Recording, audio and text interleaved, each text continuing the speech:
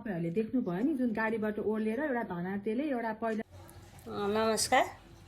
म चाहिँ यहाँ के भन्न आएँ आज भने हैन, हिजो चाहिँ यो पब्लिक प्लेसमा 70-80 वर्ष पुगेको एकजना वृद्धलाई चाहिँ दुईजना साली भेना भएर चाहिँ कुटपिट गरे। यो भिडियो मैले हिजो सुरुमै 2 चोटिसम्म मेरो टिकटकमा पोस्ट गर्दा पनि टिकटकले हटाइदियो।